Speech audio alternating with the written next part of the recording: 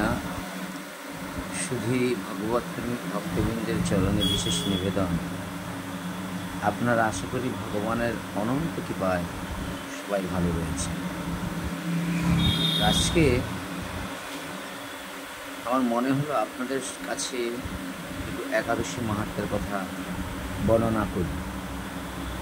একাদশী মাহাত্ম্যে বর্ণনা রয়েছে,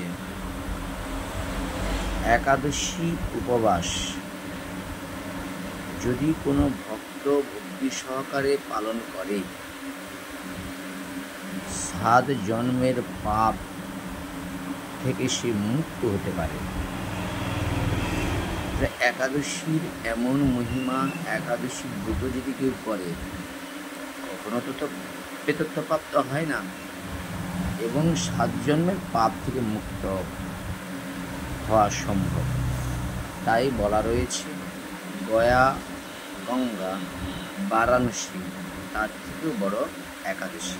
তাই ইউটিউব, ফেসবুকের সকল শ্রোতা ভক্তবৃন্দদের সনাতন ধর্মের পক্ষ থেকে বিশেষ নিবেদন, আপনারা একাদশী ব্রত করুন এবং আপনার আত্মীয় স্বজন বন্ধুবান্ধবকে একাদশী ব্রত পালন করার কথা বলুন, যাতে একাদশী ব্রত করে তারা মোক্ষ লাভ করতে পারে, ভগবত কৃপা লাভ করতে পারে। হরে কৃষ্ণ।